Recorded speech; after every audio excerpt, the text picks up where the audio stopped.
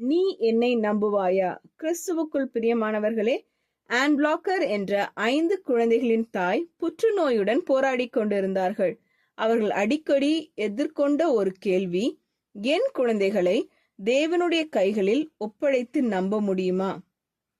அவர்களின் குழந்தைகள் பெரியவர்களாகிக் கொண்டிருந்தார்கள்.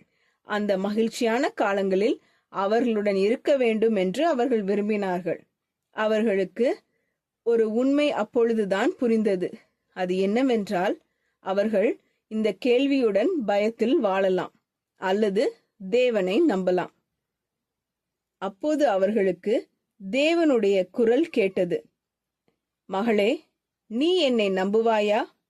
இந்த உலகத்தின் நாடுகளையும் உனக்கு புரியாத சிருஷ்டிகளையும் நடத்துவதற்கு மட்டுமல்ல, நான் உனக்கு பொறுப்பாக ஒப்படைத்தவர்களையும் நீ எனக்கு ஒப்படைத்த அந்த அன்பானவர்களை பற்றியுள்ள காரியங்களுக்காகவும் நீ என்னை நம்புவாயா?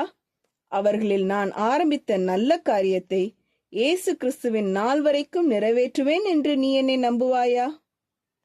அதற்கு அவர்கள் ஆம் கர்த்தாவே என்று பதிலளித்தார்கள். அந்த வார்த்தைகளை எழுதிய 3 ஆண்டுகளுக்கு பிறகு அவர்கள் கர்த்தரிடத்தில் சேர்ந்தார்கள். ஆனால் அந்த காலத்தில் அவர்களின் எதிர்காலத்தின் ஒவ்வொரு பகுதிக்கும் தேவனை நம்ப கற்றுக்கொண்டார்கள். நாமும் இது போன்ற பாதையில் ஒரு நாள் செல்ல வேண்டும். அந்த ஒரே கேள்விக்கு பதில் சொல்லவும் வேண்டும். நீ என்னை நம்புவாயா? ஜெபம் செய்வோம். எங்கள் அன்பின் பரமபிதாவே, நீர் எல்லாவற்றையும் நடத்துகிறவராக இருக்கிறீர் என்பதை நாங்கள் அறிந்திருக்கிறோம். ஆனால் சில நேரங்களில் நாங்கள் பயந்து உம்மை முழுமையாக நம்ப முடியாமல் போகிறோம். எங்கள் வாழ்க்கையையும் எங்கள் எதிர்காலத்தையும் எங்களுக்கு அன்பானவர்களையும் உமது கைகளில் ஒப்படைக்க உதவி செய்யும். நாங்கள் கட்டுப்பாட்டை பிடிக்க முயற்சிக்கும் மனதை மாற்றி உம்மை நம்பும் அமைதியான இருதயத்தை தாரும். நீர் ஆரம்பித்த நல்ல காரியத்தை நிறைவேற்றுவீர் என்பதை நம்பும் விசுவாசத்தை வளர்த்தருளும். எங்கள் பயங்களை விட்டுவிட்டு உம்முடைய விசுவாசத்திலும் கிருபையிலும் நிலைத்திருக்க உதவி செய்யும்.